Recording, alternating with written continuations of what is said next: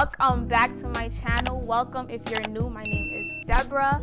So today we are on episode 5. We're doing something a little bit different with a new series that we are starting called Still Married, Young and Tied. Okay, so what this series will consist of is basically young people who are still fresh, a little fresh in the married game. The longest that we have is 6 years, but we have those who've been married for a year, 2 years, 3 years, a couple months. We're gonna get straight into it, okay? So I know that we usually have like an expectation before we get married. So now that you guys are in it, is the marriage life what you expected? It's not what I expected because, you know, we all, when we're young, we see those fairy tale weddings on the movies, on TV, and you think, oh my gosh, that it's going to be a walk in the park. You're going to be so in love. You know, the person's going to be beautiful for the rest of your life. And that's not what happened. So, but it's definitely something I love, but it's not what I expected beforehand. Like I expected, you know, for both of us to go on vacations whenever we wanted, you know, take those little couple of vacations, which you should do. But, you know, sometimes the beginning of the marriage, you can't do that because you're working on completing your goals, getting to what you want your family to be in the future. So that's something that I expected to have and I still don't have yet, but we're working on that. It's coming. It's only been over 4 months for me. So I can say like my first impression is like yes and no. Yes, because I was anticipating that I was gonna have that freedom that I was itching for, that like that sense of independence. Like I don't have to answer to anyone. Like now I can literally say no one can tell me anything. Nothing. You know, that was only reserved for my mom. But no, because I had these ideas that like, okay, you get married, everything has to be perfect, and your husband, he's gonna think this if you're not like this. And when I got into it, he doesn't even care. As long as he's fed, like he's just so simple. It's like that those strict expectations that I had, like I had to be absolutely perfect. At one point he had to turn to me and was like, listen, relax, like just be yourself. Relax. So yes and no. Honestly, it's lit. Like I told him, I was like, I come home to my best friend every day. That's like we have fun, we laugh. Like child, I told her I should have done this a long time ago. I don't know. I'm just having fun. You know, that's how I feel. But everybody different. So. I'm with you, girl. I'm with you. Yeah. I don't think I had any real expectations. Like I think, like you, Krishna, I was focused on being like the perfect wife, you know, so to speak. But I'm not sure if I had like any real expectations of how things were gonna go. We're still like learning and trying to get into our groove. So, like Krishna, I just wanted to know don't tell me nothing. But yeah, like I got my dude and me and my dude are living our best lives. You know, but it's just nobody prepares you, especially in the Haitian community. Like once they did by guy, I feel like in the engagement phase, like the gamoons, it's like I unlocked a new level. Like the gamoons that were so reserved, they like I'm like, where was this book? Like, you should have been prepping me a long time ago. And like other simple stuff, like nobody told me like furniture was so expensive, you know, to furnish your house. Like I was telling Krista this the other day. So it's like I wasn't prepared for those little minute things. But if you know you made sure going into the marriage that you got the person that you're supposed to be with, it makes everything that much easier and better to go through. So how did you guys know that things were moving, like it was getting serious? I know some people be like, you know, when he said I love you, that's when I was like, oh, it's real. Or when he put the, you know, he asked you the question, like, would you marry me? But how did you guys know, like, okay, yeah, this is serious? I mean, I don't date without no purpose. You ain't finna date me and then but what we doing? Yeah. Like what we doing? Like that's how I honestly felt. So the first day, as soon as you ask me out, I have to figure out what we doing before I say yes. You know what I'm saying? So we already had all first these date?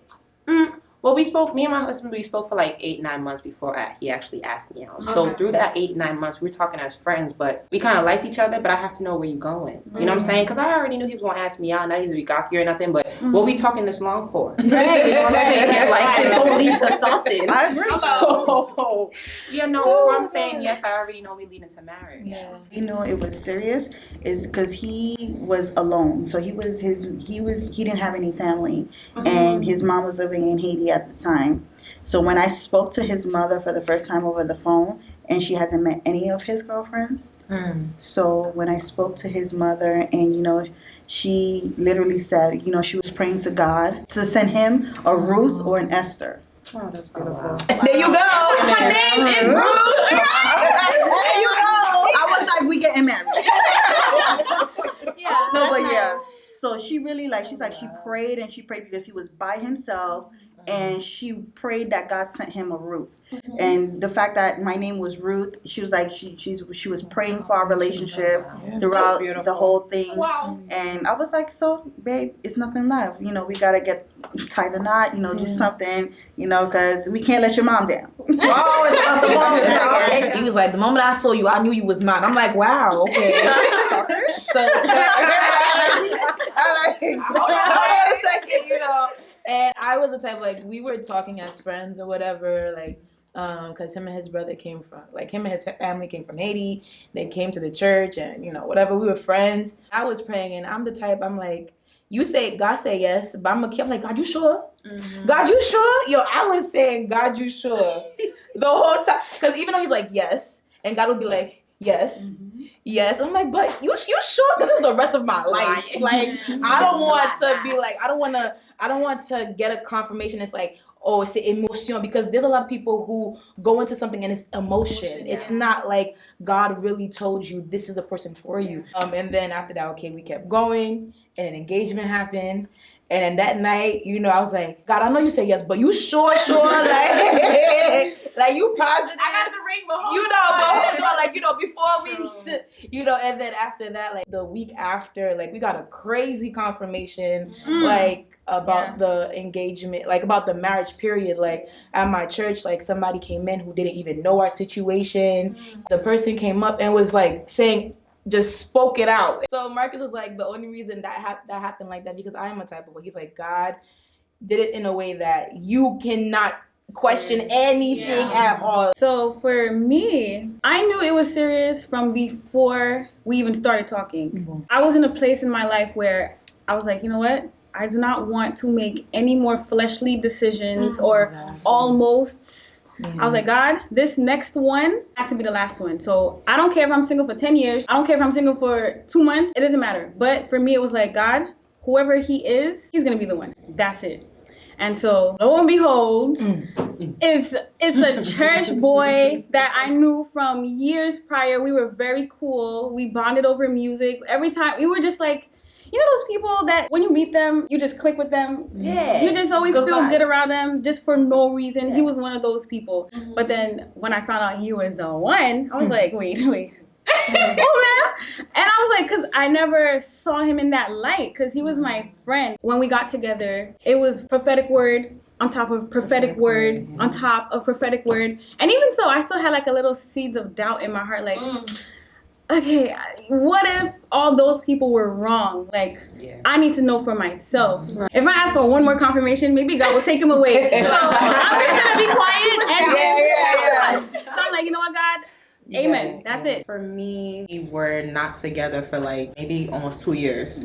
And then it was weird how things started to unfold, because I was doing this like year of singleness. I was like, I'm not going to talk to anybody. But even in that year of singleness, there was still like people trying to talk to me, and I was still kind of entertaining them. But I'm like, nah, I gotta chill, because during that year is also when I got my confirmation as well. My husband had already shared his confirmation, but I didn't believe in it. And I was like, nah, we not good for each other. It's fine. Like, you go do your thing, I go do mine. And we kind of just agreed to separate. And then in that year, I'm praying for God to tell me, like, okay, God, show me my husband. Because I'm like, I'm not going to pray about this person, because that's not the person. I'm praying for my husband.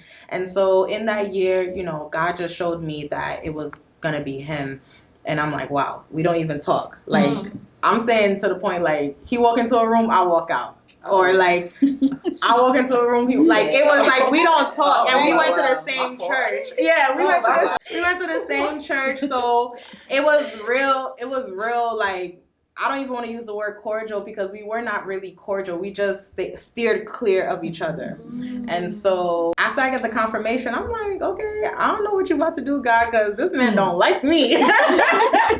This man don't like me. And towards the end of 2016, going into 2017, I just see we reconnected and we started talking again. And it wasn't something that I initiated. It was something he initiated. So I'm like, okay, I don't know where this is going, but okay. And then we reconnected and then we started talking again until finally, you know, we both decided, like, let's get back together. I'm like, okay, so are we like gonna get back to dating? Like, because we haven't been together in 2 years. And he's like, dating? I'm trying to get married. Yeah, he's like, no, I'm trying to get married. Like, there's no courtship, there's no nothing. Like, that's it. I'm trying to get married. So he would ask that, right? You your husband? Oh, you want to skip steps? Okay. Yeah. It was definitely a fast track, and I think for me that caught me off guard, but let me know that his intentions were like, okay, I already know you. We knew each other since 2013, even though we weren't together for some time. But during that time, God was molding him, molding me. So when we got back together, he was just like, I'm like, there's no court. I'm not gonna court you. Like, there's no courting or anything. The other thing that I remember that made me want to get serious, that like really like just blew my mind with my husband, is that the first time I took him to meet my mom. Mind you, my mom will give that Haitian look to a guy that I bring in the house like this the whole time. Like, I brought someone home one time and he came to kiss her and Shorty went, my mom too. Oh, she did the same exact. But when I brought Charlotte home, because you know Charlotte is a physicator, so he goes, he preaches in different places. I brought him home and like it gave me goosebumps. I brought him home. He started talking about the Bible to my mom. My mom sat, and this was so beautiful. I want to cry so bad. Oh God, she sat at his feet while they were talking about the Bible. Wow.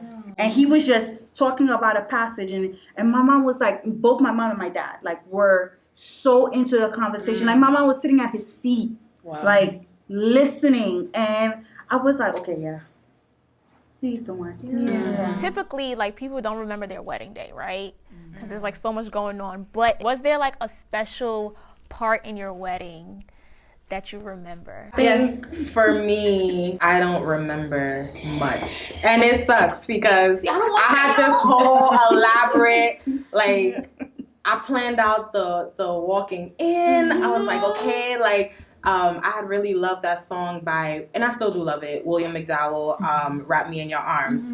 So I had this whole like elaborate plan, and the walking in was, you know, everyone walks in before you. So I didn't even hear the arrangement. I didn't hear how everything is like a blur. I didn't hear how it happened. And then even for the reception, like, everyone still be talking about my wedding, like, oh, you had only Christian music. Like, it was popping, it was lit. It didn't make us feel like, you know, we missed ball or anything. I don't remember a thing because I was taking pictures. So shout outs to everyone who was at my wedding. Who enjoyed. Right. Who enjoyed.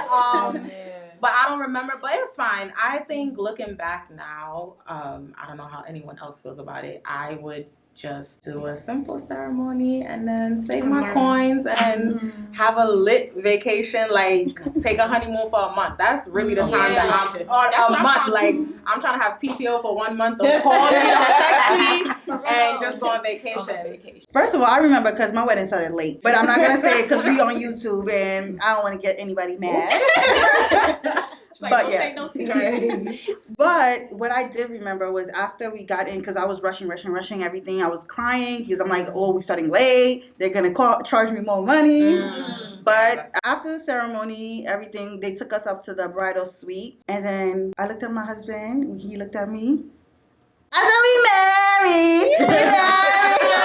Oh, that's sweet. And then right when we were doing that in the room, like the photographer came and he shot a picture. I love that picture. You know, when we were in there, you know, we were dancing by ourselves. We looked crazy, but we were by ourselves, no music. We were just dancing together, and it just felt so good because, you know, it was like we did it despite everything people were saying, and people did say a lot of stuff before we got married. So we did it. Like, we made it. We crossed the finish line. And even though we have a journey to come after that. Do you mind sharing what age you got married? So I got married really, really young. So I got married at 21. Oh, okay. 21, and it was like people were like, no, you're still in college. No, you know, you don't know him yet. You've only been dating for a little bit of time. No, oh, you don't know. You've never met his family. No, this, no, that. But honestly, I've learned to block people out. I've learned to block people out. I'm so good at it now that it's actually really scary. Like, I've learned to block people out because there are not a lot of people don't really have your best interests. Instead of pouring negativity in people, why not pour positivity? You know what I'm saying? Instead of saying, okay, you're too young to get married, why not give me some tips? You know what I'm saying? Right. Because you've been married for so long to help me out. You know what I'm saying? So I learned to block them out, and that's why, like, I say I'm lit. Because it's all about what you make it. It's all about what you make it. I learned. We try not to have fights. If we have, I'm a talker. I will stay up until 5 o'clock in the morning and have conversations with people. Yeah, because I'm not going to sleep angry. Stanley hates it sometimes because Stanley, you know Stanley. He never told us. So I know he loves me too because he goes out of his way to make me feel comfortable to talk about, you know what I'm saying, to talk to me to make sure I'm okay. I think my favorite moment when I got married, crazy enough, it's not even about Stanley, it's about my dad.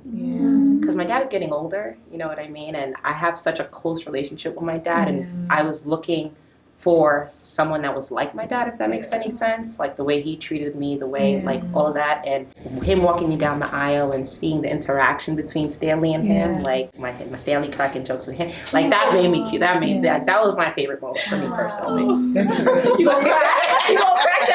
I'm an emotional person. I remember, well, possibly because it's very fresh. And going into the wedding day, I was like, people always say the day feels like a blur. Right. Yes, but I'm like, I'm going to make sure I absorb every second of this day because this day is expensive. Every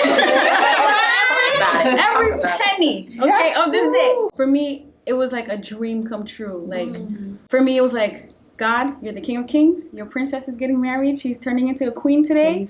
And so I just remember every second. I remember walking down the aisle. My uncle was the one who walked me. And I remember like kind of wobbling because my shoes had no straps. I remember seeing the people's faces like, oh my God, you did it. And I looked at them like, yeah. I'm getting up there, seeing Franz like being all emotional. And I remember I sat down with him and we looked at each other like, we made it. I remember everything. I remember Your wedding was lit, and I wasn't even there. Stop it. Okay. I had a COVID wedding, right? So 2020, right? And like when COVID happened, like was that? I was like March, right? Yeah. So the venue was kind of knocking back. We had already given our deposit and stuff, and we're just like, okay, what's happening? We're gonna wait it out and see. The venue's like, okay, well, let's see. Hopefully things open up. So not done. We're waiting. March, April, things are like looking really bad. We're like, okay, what are we gonna do? So like Marcus and I start talking now. Like, are we gonna push it back? Are we gonna do something just in the church? And you know, what are we gonna do? And we didn't know what was happening up until like May. We were supposed to get married in July. And by May, they're like, the venue's like, we're not giving your money back. We can't have an event and XYZ. So like me and Marcus like, what, we're gonna do this, okay? We're gonna do this because we're not waiting. We want to get married. So I'm like, I'm not waiting no more. Let me get my man and, you know, move on. So we was looking at Prospect Park. We went to Borough Park, downtown Brooklyn. We were looking at everywhere. And it's just my mom and some of our close relatives, you know, your siblings and whatever. Nous faisons bagay. Nous avons inspiration to go into and do it at an Airbnb. Like, I didn't have a bridal shower and all that stuff, and my bridesmaids were wonderful. They planned a surprise bridal shower that evening, and it was just like all you saw was just like our friends and our family. Like there was a pool, so we was in the pool, we was laughing, we were playing. Kristen was hosting the games, and I'm like, I couldn't ask for a better thing, and God did it. He did it. He did it. He did it 10 times over, more than I could imagine. Oh, my wedding was. I didn't even know how the wedding was lit. Like I was just like, I didn't know what to expect because it wasn't the traditional way. Yeah. So I was like, is this gonna be, but then God did it. So I know some of you guys got married young. Do you feel like you regret getting married at the age that you did?